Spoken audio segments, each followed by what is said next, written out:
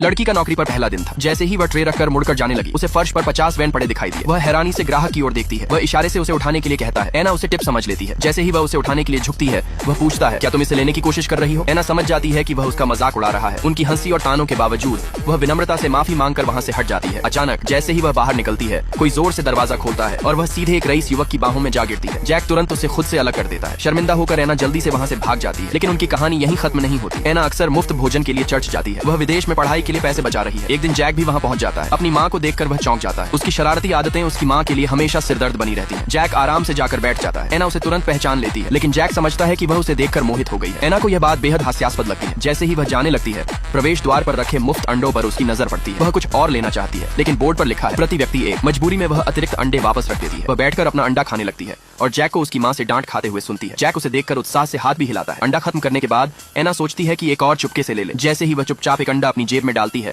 अचानक जैक सामने आ जाता है और वह घबरा जाती है। एना बेहद शर्मिंदा हो जाती है, लेकिन हैरानी की बात है कि जैक उससे कहता है कि वह कुछ और भी ले सकती है। एना के मन में हल्की सी झिझक और शर्म महसूस होती है। उसे लगता है कि शायद वह इतना बुरा नहीं है, लेकिन अगले ही पल जैक कहता है कि ज्यादा अंडे खाने से बदबूदार गैस होती है। एना गुस्से से भर उठती है। एक और दिन एना भीड़ भाड़ वाली जगह पर मक्के की टोकरी लेकर बेचने जाती है। जैक उसे तुरंत देख लेता है। उसे ग्राहकों को मनाने के लिए जूझते हुए देखकर जैक को यह पूरा दृश्य बड़ा मजाकिया लगता है।